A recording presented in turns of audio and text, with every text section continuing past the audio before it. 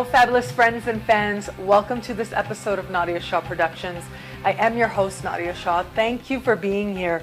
Rick Levine is amazing. There's no other way to put it. He walked in to be interviewed with his full confidence and full care. His presence is inspiring, as are his daily horoscopes, read by tens of millions of people across the planet each and every day. Now, in my excitement and gratitude to actually get to sit down and interview him, I didn't check all my footage and all my equipment properly. And so you may notice that you don't see too much of me, but that's totally fine. I got the footage that mattered.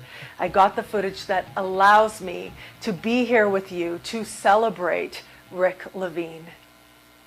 What do you love about astrology? Ooh, good question. What I love more than anything else about astrology is the fact that I am interested in a lot of things. And astrology has held my interest for 40 plus years.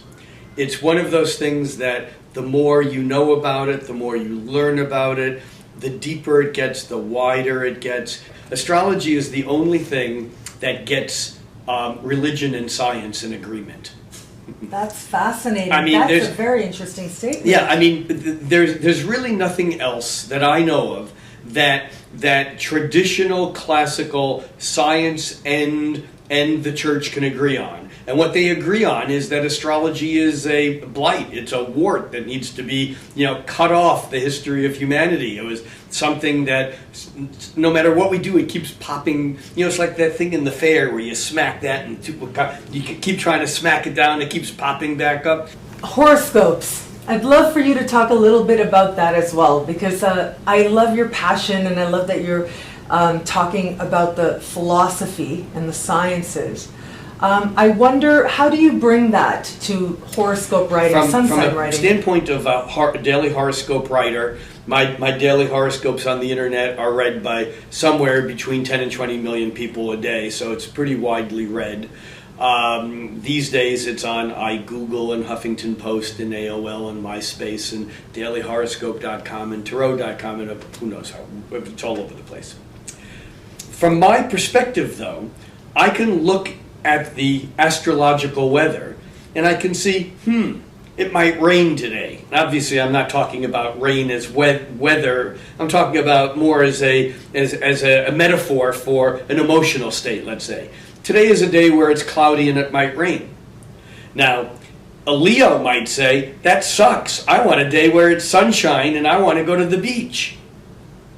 A duck, on the other hand, might go, this is a very cool day because I can go to the beach and it won't be filled with all those jerky humans, splashing in the water and making noise. I'll have the beach to myself.